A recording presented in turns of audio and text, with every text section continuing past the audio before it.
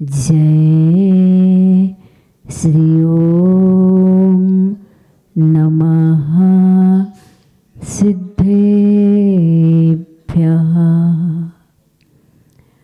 मंगलम भगवान वीरो मंगलम गौतमो गणी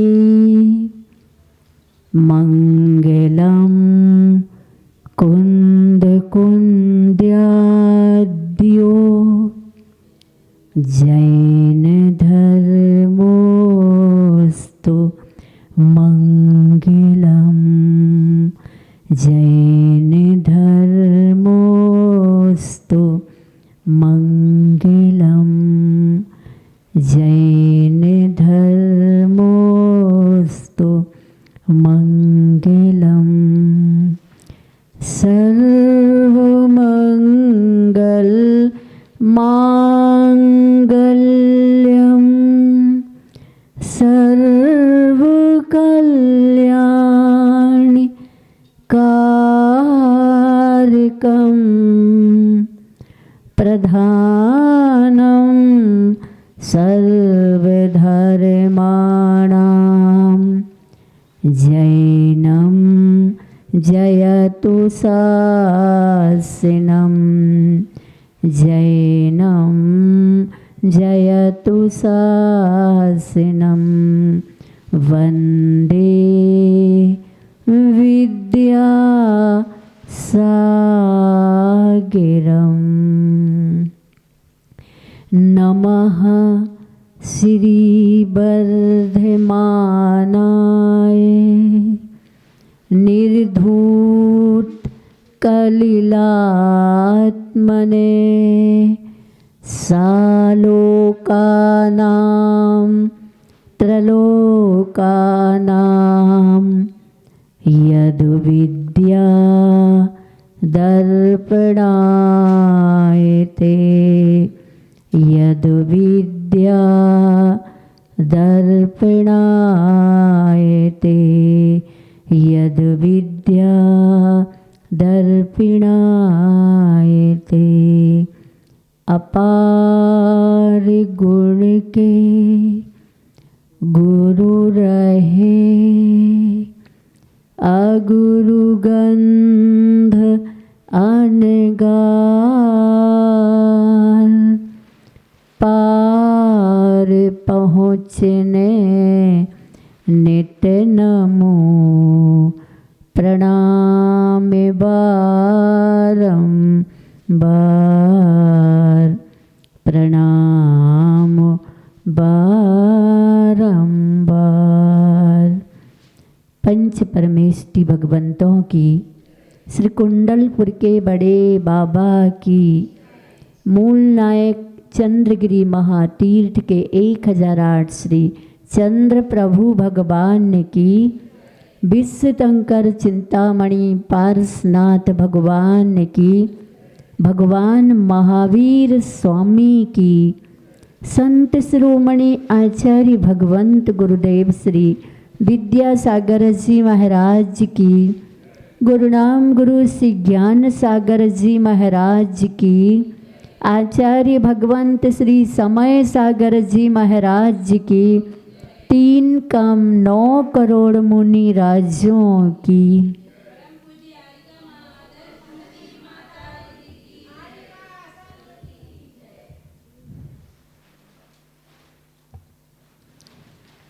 प्यारी प्यारी भव्य आत्माओं, गुरु वर्णम भक्ति निर्झर के परिप्रेक्ष्य में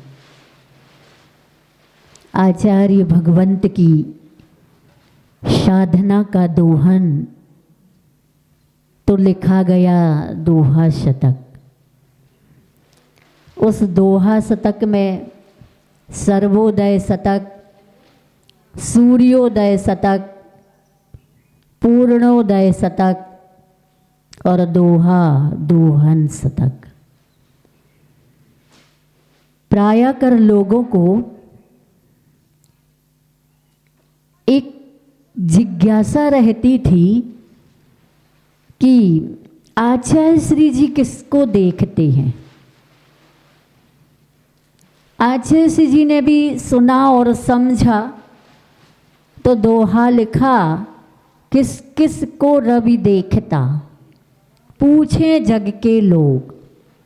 किस किस को रवि देखता, पूछे जग के लोग।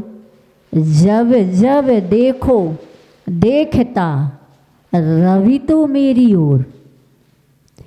आचार्य जी का कहना है कि दृष्टि को परिष्कृत परिमार्जित करो तो रवि को देखने वाला जब जब देखेगा तब तब दिखेगा, रवि तो मेरी ओर देख रहा। आपने देखा, ऐसा लगता है कि पूरा सूरज चंद्रगिरी में ही उगा हो। डोंगरगढ़ में देखते होंगे तो लगता होगा पूरा सूरज इतना ही है। जहाँ जहाँ के लोग देखते होंगे उनको उनके लिए सूरज कहाँ दिखता होगा, उनके ही वहाँ। ऐसे ही गुरु और भगवान का अतिशय होता है। सो आचार्य श्री जी ने ऐसे ही बहुत से साहित्य को लिख करके अपनी अनुभूतियों को, अपने अनुभव को सबके लिए संसार सागर से पार होने के लिए एक बांध का रूप दिया है। सो गुरु वैणम के गवाक्ष से एक बार भक्तों ने आचार्य जी से कहा, आचार्य जी जब लोग आपकी निंदा करते हैं, आलोचना करते हैं, आप उनके लिए कुछ कहना नहीं चाहते क्या? तब आचार्य जी ने उन भक्तों से कहा, सुनो, ये हमारे कोर्स में नहीं है। क्या? कोई निंदा और आलोचना कर रहा है तो उसको जवाब देना हमारे कोर्स में नहीं है। आचार्य भगवंतों ने इसके लिए आउट ऑफ कोर्स कहा है। ऐसे महान साधक आचार्य भगवंत रहे। अब प्रसंग ये हो सकता है कि फिर हम लोग क्यों यहाँ से आचार्य जी की आलोचना और पत्रकांड करने वालों के लिए निरंतर प्रयासरत हैं, उसकी खोज में, उसकी मास्टरमाइंड की खोज में। ऐसा क्यों? तो यह भी बताना चाहती हूँ कि जब आचार्य जी से ये कहा कि आप नहीं मिलते हो, तो बहुत विकल्प होता है। इतना विकल्प होता है कि सहन ही नहीं होता है। तो आचार्य ने कहा, गुरु के मिलन की, प्रभु के दर्शन की, धर्म ध्यान की आकुलता, विकल्प, ये सब धर्म ध्यान है। इसका मतलब ये हो गया कि अगर किसी के ऊपर उपसर्ग, परिसह, आरोप और प्रत्यारोप आए तो अगर वो निर्दोष है, क्या निर्दोष है, उसके माध्यम से ऐसी कोई गलतियां नहीं हुई हैं जैसे अपने आचार्य श्री जी, तो क्या लोगों को चुप बैठना चाहिए?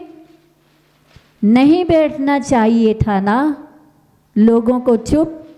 2-3 साल से गुरु भगवंत पर ऐसे पत्राचार के माध्यम से ऐसे अनुचित शब्दों के प्रयोग करके जो भी लिखा गया है लोगों ने पढ़ा है, और जिन लोगों ने पढ़े हैं ना वही लोग इतना अवैधानिक निकृष्ट परिणाम के साथ जो इसकी पहल कर रहा है ना कि आखिर पत्राचार का सच तो आना चाहिए, सच तो आना चाहिए, आधा सच आ चुका है, वैसे तो पूरा ही सच है, लेकिन आचार्य का कहना है कि सम्यक दृष्टि महाव्रती तो व्रती मूलाचार कहता है चोर को भी चोर मत कहो।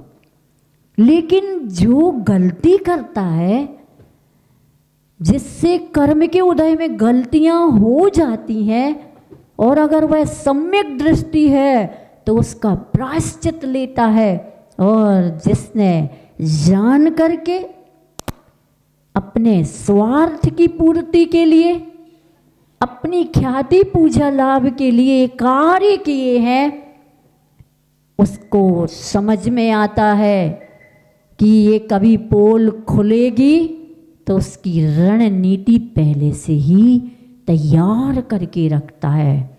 आप सब लोगों को कल और 2-3 दिन जैसे ही ये उस जिज्ञासु की लिए लोगों ने घोर निंदा की, और निंदा के कारण, आलोचना के कारण जुलूस निकाले, और कुछ लोगों ने पुतला दहन भी किए। मैं इसका समर्थन तो नहीं करूंगी कि पुतला दहन करो, लेकिन आप लोगों ने इतना भी नहीं सोचा कि किसी सत्य पथ पर चलने वाले का, त्यागी व्रती प्रतिमाधारी ब्रह्मचारिणी और ब्रह्मचारी के भी पुतले दहन किए। मैं पूछना चाहती हूँ, इस अंधेर नगरी चौपट राजा टके शेर खाजा टके शेर भाजी के मूल्य का मूल्यांकन करके जिन शासन को आप क्या सोच रहे हैं? क्या आप भविष्य उज्जवल रख सकेंगे? क्या आप अपने धन दौलत को बचा सकेंगे? ऐसे लोगों की, चाहे वो ललितपुर समाज हो और चाहे वो गुना की समाज हो, जिन लोगों ने इस कुकृत्य को बिना समझे किया, रे तुम्हारे अंदर पुरुषत्व होता, कर्मण्यता होती, जिन शासन के प्रति अगर तुम्हारे अंदर जज्बा होता, जुनून होता, तो 2-2.5 साल से यह जो निरंतर विषय बना हुआ है और उस विषय पर पहल हो रही है, ऐसा ही कुछ करते तो मैं समझती कि गुरु भगवंत जो जिन शासन स्वरूप थे, उनके प्रति आप कुछ भविष्य की पूंजी, जिन शासन के प्रति, सम्मान के प्रति एकत्रित करते, लेकिन तुमने तो उसको ही खाक करने की कोशिश की। क्या भविष्य कोई भी इस पहल को करने के लिए तैयार होगा कि झूठ का ही शासन चलेगा, असत्य का ही शासन चलेगा? इस जैनत्व को अगर तुम नहीं धारण कर सकते तो मत धारण करो, लेकिन कम से कम आचार्य कुंद स्वामी कहते हैं, कुछ लोग दर्शन से भ्रष्ट हैं। भ्रष्ट रहो कोई बात नहीं, लेकिन कुछ लोग भ्रष्ट की संगति से भी भ्रष्ट हो गए हैं। ऐसे लोगों को, हम उन लोगों को आज पुनः चेतावनी देना चाहती हूँ, जो लोग सत्य को जानने के बाद भी चुप हैं। क्या होगा ज़्यादा से ज़्यादा? चाहे अब वो सारे निर्यापक श्रमण भी क्यों ना हो, अब चुप रहने का वक्त नहीं है।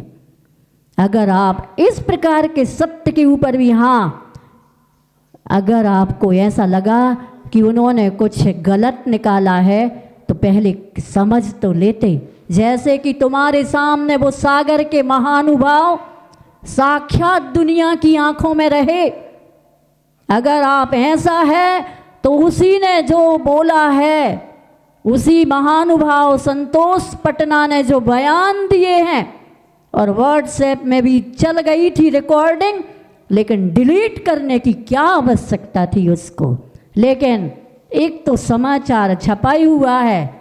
संतोष जी पटना वालों का कहना है, हम तो कछु नहीं जानते, हम तो कछु नहीं, हमें तो कछु पता ही नहीं थो। बुंदेलखंड भाषा में बोल रहे हैं, हमें तो कछु नहीं पता है, तो हमें तो देश देश ब्रह्मचारी ने लिख करके दिया, सो हमने बाँच दो। अब करो, चाहे उस ललितपुर की समाज और उस अशोकनगर की समाज और उस गुना की समाज और पूरे भारत की समाज को मैं कहना चाहती हूँ, अगर तुम जिन शासन के सही पुरुषत्व को लेकर के हो, तो अशोकनगर वालों 98 का चातुर्मास याद करो, जब नीरज सतना नेमीचंद तीर्थंकर पत्रिका के संपादक और सुरेश सरल, इन 3 तिगाड़ा काम बिगाड़ों ने आचार्य भगवंत के उस गौशाला और भाग्योदय तीर्थ के खोलने पर हिंसा का काम कहा था, हिंसा के कारण कहे थे। तब आचार्य जी ने कहा था, तुम हमें कहते, तुम्हें कोई भी आपत्ति विपत्ति प्रकट नहीं करता, लेकिन तुमने धर्म को हिंसा कहा है। तुमने भाग्योदय, जो जहाँ महावीर भगवान का नारा है, जियो और जीने दो, इस नारे को तुमने अपमान किया है। सो अशोकनगर वासियों, अगर जिंदा हो तो मेरी आवाज को सुनो। उस समय जो युवाओं ने एक संगठित होकर के जो इसका विरोध किया था, भूल गए हो अब तुम? अब तो तुम्हारी आंखों में क्या सच है और क्या झूठ है, इसका भी तुम्हारे पास विवेक नहीं रहा। किसके पुतले दहन करना है और किसके पुतले दहन नहीं करना है, ये भी विवेक भूल गए। इससे ध्यान रखना, चाहे ललितपुर समाज के वासियों, गुना समाज के वासियों और अशोकनगर समाज के वासियों, पूरी दुनिया जानती है कि तुम पुंगव मुनि सुधा सागर महाराज के भक्त हो। मुनियों के भक्त जन संग नहीं कहलाते हैं, जिन संग कहलाते हैं। और अगर तुम्हारे अंदर जिनत्व के प्रति जरा भी आस्था हो तो ललकारो जिसने उनका नाम लिया है, उनको भी ललकारो। तुमने एक बहन और भैया जो सच के लिए तुम्हारी गालियां सुन रहे, सच के लिए तुम्हारे धक्के, तुम्हारे आरोप प्रत्यारोप सह रहे, तुम भूल रहे हो। इस प्रकार की भूल तुम्हें भी फल शीघ्र देगी, वो दिन दूर नहीं। लेकिन हम भगवान से प्रार्थना करते हैं तुम्हें ऐसे कोई फल ना मिले। हो सकता है सज्जन पिटे और दुर्जन फलीभूत हो, ये भी कुछ दिन का ही है, कुछ भावों का भी हो सकता है। ध्यान रखना, प्रत्येक को अपने किए का कर्म फल भोगना पड़ता है। इसलिए अभी आंखों से पट्टी हटाओ और उस पट्टी को हटा करके, उस लोभ को हटा करके, उस भय को हटा करके, मूक माटी में जब धरती की रक्षा के लिए सूर्य नारायण ने बदलियों को सुशिक्षित किया और बड़े बड़े घन बादल जब धरती को प्रलय करने पर, धरती के ऊपर प्रलय करने के लिए समुद्र ने 3 बड़े घन बादल प्रेषित किए। सूर्य नारायण को उन्होंने ढक लिया। उसके बाद समुद्र ने राहु को प्रेषित किया और उस राहु ने निगल लिया सूर्य को। ध्यान रखना, पुरुषार्थ कम नहीं हुआ धरती को बचाने के लिए, क्योंकि ये धरती सर्वसहा, इस धरती को सर्वस्व देने वाली इस धरती के ऊपर प्रलय कैसे हो सकता है? सो छाए बादलों के लिए धरती के कण कण उठे, धूल के कण उठे और उन्होंने बादलों की आंखों में धूल झोंक दी। उसके बाद सारे के सारे बादलों का यह छितर बितर होना देख करके ओलों को धूल कणों ने अपने मस्तक पर धारण करके ऐसे उड़ रहे थे जैसे हनुमान हिमालय पर्वत को लेकर के उड़ रहे हों। इसके उपरांत समुद्र की वह पाश्विक तामसिक वृत्ति मिटी नहीं, तो उसने क्या किया? पुनः बादलों को भर भर के भेजा जल से और ओलों से।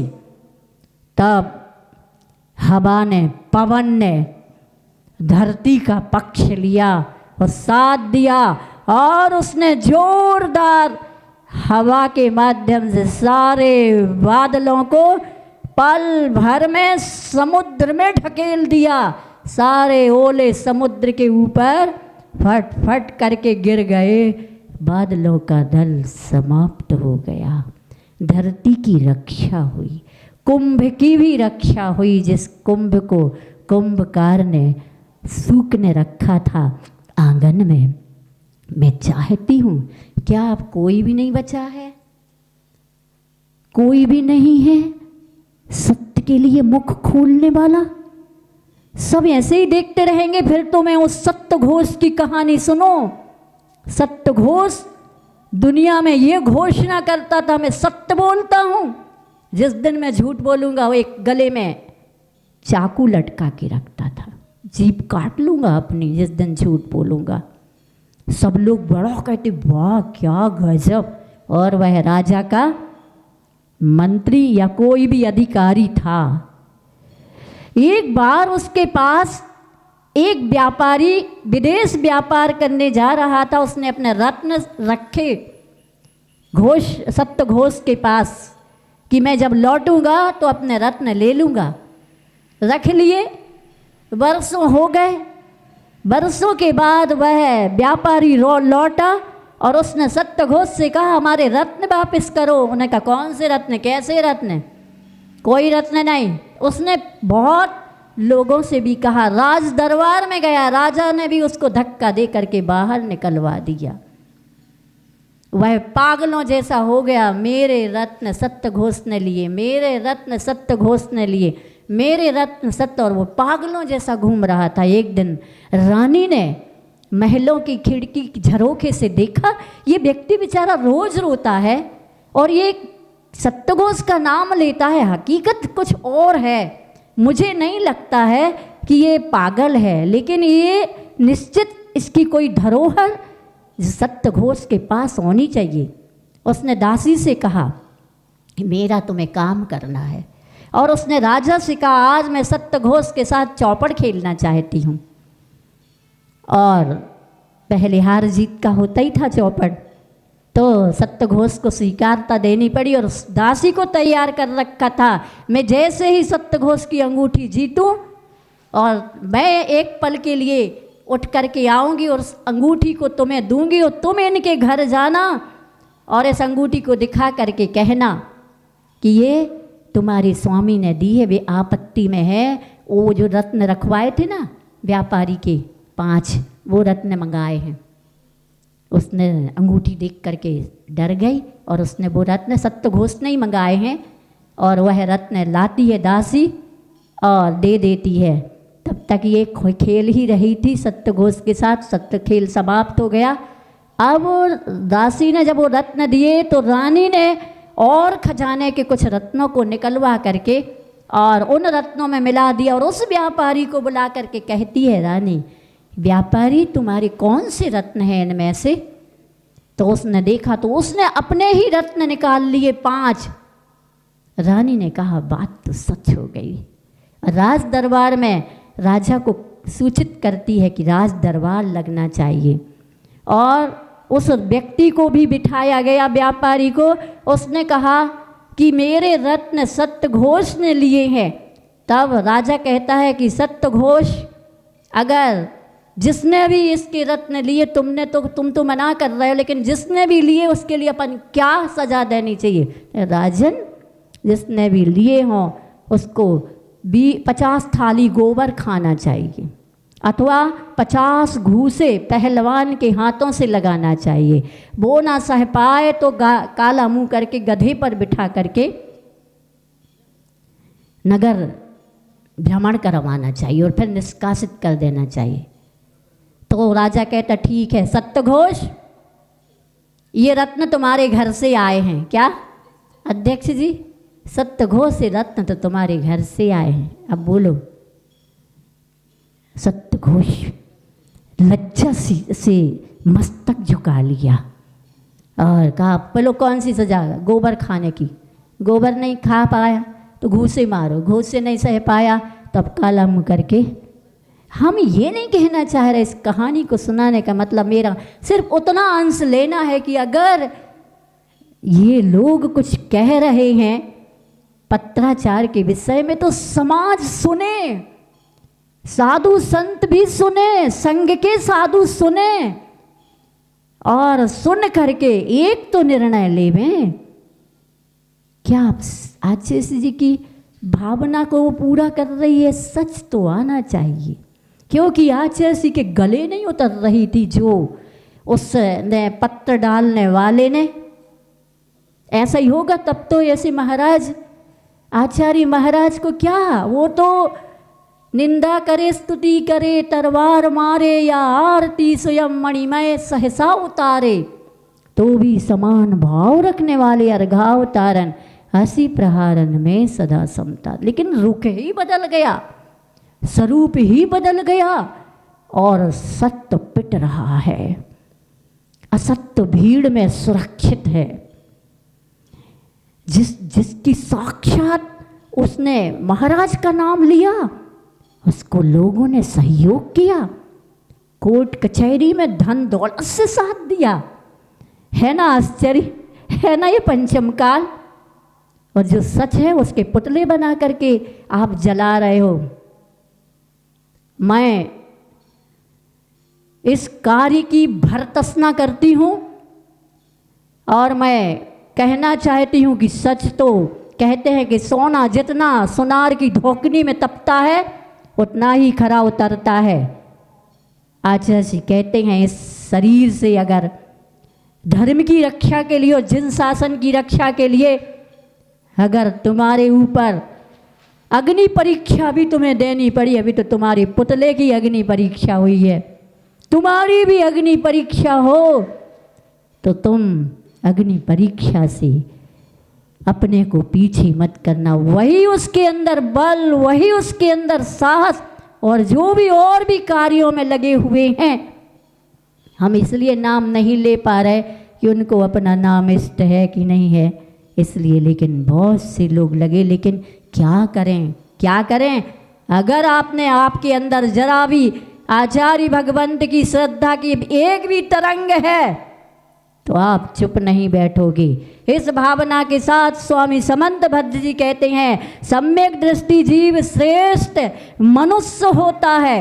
अब ध्यान दे देना, अगर तुम्हें श्रेष्ठ और घटिया और बढ़िया की पहचान नहीं है, सत्य और असत्य की पहचान नहीं है, तो ये तो बिल्कुल ठप्पा लग ही गया है कि आप प्रश्न चिन्ह है, आप सम्यक दृष्टि हैं या इसके अगेंस्ट वाली दृष्टिकोण वाले। इसलिए लोभ का भूत उतारो और सत्य के लिए, जिन शासन के लिए तुम्हारा कुछ भी हो लेकिन पीढ़ी दर पीढ़ी के लिए आप कुछ सोचो। इस कहानी के माध्यम से हम जब समाज को कहना चाहते हैं, है कोई ऐसी रानी का रोल करने वाला जो इस आवाज़ को कम से कम सुन करके समाज को एकत्रित करके निर्णय ले करके कम से कम न्याय की पीठिका पर बैठ करके जिन शासन के लिए सही तो कह पाते, रघुकुल रीत सदा चली आई, प्राण जाई पर वचन न जाई, दृश्य तो ऐसा लग रहा है कि रामायण पहले देखी थी, उसमें सहस्रमुखी रावण, और वो सहस्रमुखी जो रावण था ना, 10 मुखी रावण को तो राम ने मारा था, लक्ष्मण ने मारा जैन दर्शन के अनुसार, लेकिन सहस्रमुखी रावण को तो राम भी कुछ नहीं कर पाए। और उस सहस्रमुखी रावण में सबके भीतर ऐसे विचार भर दे, ऐसे विचार भर दे कि जब राम और रावण का युद्ध चल रहा था तो उसके प्रभाव में राम की ही सेना एक दूसरे को मारने लग गई। जब हनुमान कहते हैं कि लगता ऐसा है कि कोई विद्या प्रवेश कर गई है, प्रभाव प्रवेश कर गया है, तो राम उसके विपरीत विद्या का वो डाल करके और उनके भीतर का प्रभाव मिटाते थे। आप देखो रामायणों को भी प्रेरणा लो, शिक्षा लो। सो यहाँ पर ये तो सुन लें कि सम्यक दृष्टि कैसा होता है। ओजस तेजो विद्या वीर्य यशो वृद्धि विजय विभव सनाथा महाकुला महार्था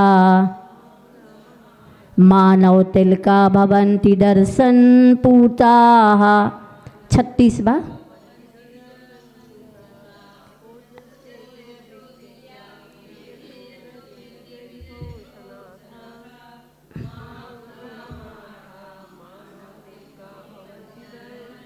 हाँ, सम्यक दर्शन पूता, जो सम्यक दर्शन से पवित्र है, कोई भी चाहे देव हो और चाहे मनुष्य हो, इवन सच का साथ तो त्रयंच सम्यक दृष्टि भी दे देते हैं।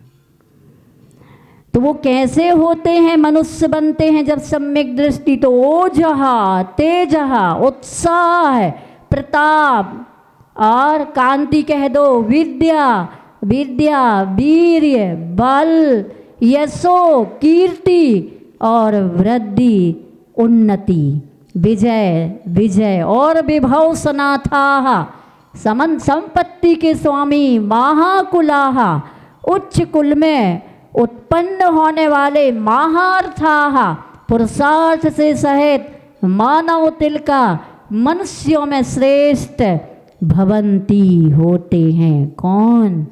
दर्शन पूता। आचार्य श्री जी ऐसे ही मुनि गणों के बीच में, मुनिगण अपने ही संग के मुनिगण नहीं, पूरे भारत के मुनि राजों के एक ऐसे आचार्य जो सम्यक दर्शन रत्नत्रय से पवित्र थे, उत्साह था उनके अंदर, किसके प्रति? पाप करने के प्रति नहीं, धोखा देने के लिए नहीं, उनका उत्साह धर्म और धर्मात्मा के प्रति। प्रताप था उनके अंदर, साधना का प्रताप था, कांति थी तप की, और उनके अंदर विद्या का सागर था, वीर्य था, बल था। ऐसी कठिन परिस्थिति में भी उन्होंने अपने त्याग का त्याग नहीं किया। ऐसे हमारे आचार्य केसरी के अंदर बल था, यश था उनका। क्या था? यश था उनका। हर कोई उनको तीर्थंकर तुल्य और भगवान, इवन राष्ट्रीय पक्ष के वो संत शिरोमणि थे, राष्ट्रीय पक्ष के शिखर के कलश थे, और जन जन के हृदय के भगवान थे। जैन के नहीं, जन जन के। ऐसा वृद्धि, किसी की वृद्धि को देख करके आज तक प्रश्न चिन्ह नहीं लगाया।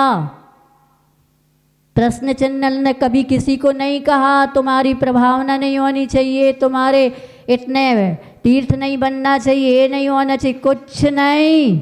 ये सब फालतू की बातें फैलाई जा रही हैं। गुरु आज्ञा में सब लोग समाहित थे पूर्णता के साथ, और विजय, वो बात ही ऐसी करते थे, वो चर्या ही ऐसी करते थे कि पराजित होने का कभी उनका सवाल ही नहीं था। विभव सना था, संपत्ति के स्वामी थे। कौन सी संपत्ति? आत्म वैभव के, आत्म वैभव के स्वामी थे। व्यवहार से उन्होंने इस जगत की दृष्टि को अधा कर्म अर्थात तामसिक जो करने योग्य व्यापार नहीं है, बिजनेस नहीं है, उनको भी वैभव पति बनाने के लिए, मालिक बनाने के लिए, नौकर हो तो मालिक बनो, ऐसे उन्होंने प्रकल्प दिए। और धर्म भी हो और धन भी तुम्हारे पास आए, लेकिन धन आए तो शुद्ध, ऐसे अहिंसक व्यापार के स्वामी थे। महाकुला उच्च कुल में उत्पन्न हुए थे और उच्च कुल में उत्पन्न होते हैं सम्यक दृष्टि। और महार था, पुरुषार्थ से साहित्य अकर्मण्य कभी नहीं होते थे। जब तक अस्वस्थता नहीं आई, खड़े होकर के 2.5 घंटे की 3 टाइम की सामायिक करते थे। वो उनसे कहा एक बार कि आप खड़े होकर के सामायिक करते हो, आज जैसे इतनी भयंकर गर्मी में भी, तो मालूम क्या कहते थे, अगर मैं खड़े होके करता हूँ तो शिष्य लोग बैठ के करते हैं, और जिस दिन मैं बैठ के करूँगा उस दिन शिष्य लोग लेट के करेंगे। इसलिए मैं मतलब वो सबको अपनी चर्या से सजग करते थे, सबको ऐसे नहीं डराते थे, लेकिन उनकी चर्या इतनी निर्दोष थी। वो ऐसे में कठोर भी थे कि अगर तुमने मूलाचार व्रत महाव्रत का पालन कर रहे हो, व्रत लिया है, मैंने चला के नहीं दिया है, तुम आए हो लेने, तो जिस पथ की जिससे शोभा है उस पथ की उसी के अनुरूप आपको काम करना चाहिए। बहुत बड़े बड़े उपवास ना करो तो चलेगा, लेकिन आपका वास आत्म कल्याण में होना चाहिए, कर्म क्षय में होना चाहिए। और बाहर आते हो, प्रवचन देते हो तो जियो और जीने दो, धम्मो दया विशुद्धो, अहिंसा परमो धर्मः। इसके कैसा कर्म करने से क्या होता है, ऐसे उपदेश देना चाहिए, अन्यथा दुनिया कहेगी आपको ये सिखाया जा रहा। जब अच्छे माँ बाप के पुत्र कपूत हो जाते हैं तो माँ बाप पर उंगली उठती है, और अब तुम जिससे धर्म सीख रहे हो, जिसकी सभा में बैठ रहे हो, अगर तुम अनुचित व्यवहार करोगे तो तुम्हें ये सिखाया जा रहा है, तुम्हें ये कहा जा रहा है। निश्चित सब लोग अनुमान लगाएंगे, ये तो संकेत यहीं से दिए जा रहे हैं, क्योंकि संतोष पटना ने स्पष्ट कर दिया है। इसलिए सावधान, अब सब लोग अपने अपने व्यक्तित्व को संभालने में लगो, जिन शासन के अनुरूप अपने अपने क्या देखो, स्वरूप को देखो और अपने हृदय को झांको। दूसरे को झांकने की अब कोशिश मत करो, खुद को झांको। जो सच की खोज कर रहे हैं, अगर सच की खोज के लिए सम्मिलित होना है तो वो भी शांति के साथ, अनुचित नहीं, उचित। क्योंकि फिर ये ही कहना पड़ा अमरचंद दीवान को कि जब लोग जलने लगे, द्वेष करने लगे, ईर्ष्या करने लगे अमरचंद दीवान के उस राजा के द्वारा प्रोत्साहन से, तो फिर क्या हुआ, आज तो शिकार खेलने दीवान जी को ले जाओ। उनके ईर्ष्या करने वालों ने कहा राजा शिकार खेलने, दीवान जी आज तुम्हें चलना हो। अहिंसक था, शिकार कैसे खेल सकता था, लेकिन कहा तो चला। राजा को दिन भर शिकार नहीं मिले जंगल में, एक हिरण का झुंड, हिरणों का झुंड दिखा, राजा उसका पीछा कर रहा है, हिरण भाग रहे। तब अमरचंद दीवान ने कहा आए हिरणों ठहर जाओ, जब तुम्हारा रक्षक ही तुम्हारा भक्षक बन गया है तो किसकी शरण में जाकर के आप अपनी रक्षा करोगे। कहते हैं इस आवाज से पूरे हिरण रुक गए। ये थी अहिंसा की आवाज। है किसी के भीतर इस प्रकार की आवाज जो रोक सके, इस अनर्थ होने से रोक सके, इसको शांति का स्वरूप दे सके। हो तो आए चंद्रगिरी समाधि स्थली इस अद्भुत क्षेत्र पर और कहे आचार्य श्री जी से, आचार्य जी हम भटक गए, हमें क्या करना चाहिए? हम कहाँ कह रहे हैं कि तुम घृणा जिससे पाप हुआ उससे करो, लेकिन कम से कम इतना तो करो, दूध का दूध और पानी का पानी कहो कि हाँ आचार्य भगवंत के प्रति निकृष्ट दृष्टिकोण वालों ने इस प्रकार का निकृष्ट लिखा है और उसका भी कल्याण करो, फिर उसका भी कल्याण होना चाहिए। इतिहास के पन्नों में ऐसा अचेस जी ने तो जब नीरज सतना ने इस प्रकार का निकृष्ट कार्य किया तो वही अशोकनगर के जो धुरंधर नेता कहलाते हैं वही कुछ लोग नीरज सतना को लेकर के आचेस जी के पास कुंडलपुर में गए थे माफी मंगवाने के लिए। आज मैं उनको उस दृश्य की झांकी उस स्मृति पटल पर लाने की बात करना चाहती कि करें। आचार्य जी ने क्या कहा था और जब उनने क्षमा मांगी? कुछ नहीं कहा, आशीर्वाद दिया। ऐसी करुणा की धारी पर तुम और लोगों के भाव कैसे हो गए? और उनके प्रति अगर कोई पहल कर रहा है, सच की खोज कर रहा है, तो उसके प्रति तुम्हारी देशवृत्ति कैसे पनप रही है? ये अच्छा नहीं है। अभी भी सब लोग सोच ले, कुछ नहीं बिगड़ा। सुबह का भूला शाम को वापस घर आ जाए तो भूला नहीं कहलाता है। इस प्रकार से ध्यान रखना। और उस वर्ग युवा वर्ग के माध्यम से यह अपमान निश्चित है। ये व्यक्ति की सोच समझ कम होती है। ये तो प्रेरणा दी जाती है जिस प्रकार जिज्ञासा समाधान में प्रेरित करके कहलवाया गया है। इसलिए आप मुझे ना ही चुनौती देने की कोशिश करें, ना ही ललकारने की कोशिश करें, लेकिन उस संतोष जी से ही पूछ लें। इसलिए लगता है तुरंत डिलीट हुई और तुरंत सुनने में आया है कि वो भी सागर से चले गए। क्या है इसको छुपाना? कब तक छुपाओगे? छुप छुप कर क्यों छापते? निश्चल छवि में छाप, पाप ताप संताप के रूप उघड़ते आप। ये निश्चित है समय किसी का भी किसी को भी नहीं छोड़ता, कर्म तीर्थंकर को भी नहीं छोड़ता है। तो हम तुम सब कौन से खेत की मूली हैं अध्यक्ष जी? सब बड़े मामूली हैं। इसलिए सम्यक दर्शन को प्राप्त करो और सम्यक दर्शन को प्राप्त करने के उपरांत जिन शासन पर जो अंधकार आ गया है उस अंधकार को दूर करने का प्रयास करो। सम्यक दृष्टि जीव श्रेष्ठ मनुष्य होते हैं। जन्म लेने पर तो होते ही हैं अगर कोई सम्यक दर्शन के साथ आता है, लेकिन अगर किसी को देव शास्त्र गुरु का सानिध्य मिलता है तो वो भी श्रेष्ठ हो जाता है। और इस कार्य को जब त्रियंच ने किया है, सिंह और सुअर, उस सुअर ने मुनिराज की रक्षा उस सिंह से की है, आवास दान की। वो सिंह वहाँ पर जा कर के उसको लगा मुनिराज का कहीं भक्षण ना कर ले।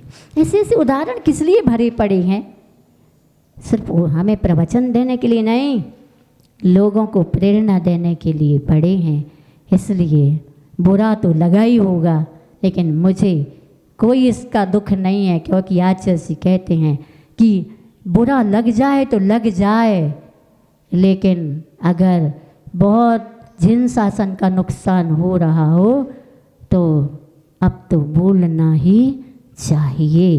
अब विष नहीं घुलना चाहिए। अब हर दिलों में अमृत की एक तरंग जाना चाहिए। और युवाओं का एक संगठन, किसी की हिंसा नहीं, लेकिन जो विचार हिंसक हैं, कहे आचार्य ने कहा हिंसा की हिंसा करना अहिंसा है, और हिंसक की हिंसा करना या पूजा करना निशंसा है, अर्थात निकृष्टता है। पढ़ो तो मूक माटी, मूक माटी तो किसी को पढ़ना ही नहीं है। अब तो इधर उधर की बातें करना है, और इधर उधर की बातों में ही धर्म का स्वरूप आज समझ में आ रहा है।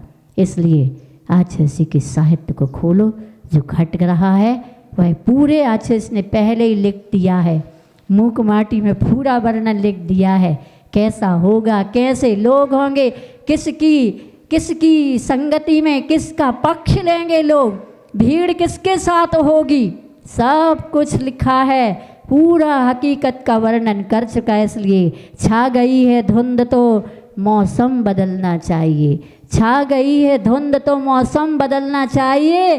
अरे बदलियों के बीच से सूरज निकलना चाहिए, बदलियों के बीच से सूरज निकलना चाहिए।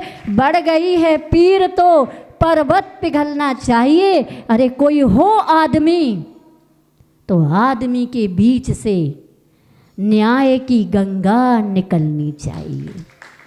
इस भावना के साथ सबका कल्याण हो, सबको सद्बुद्धि मिले और सद्बुद्धि के साथ साथ सबके निकाचित और निगत्ती कर्म ना बंद करके पुण्य रूप निकाचित कर्मों का बंध बंधे। ऐसी भावना के साथ बोले भगवान महावीर स्वामी की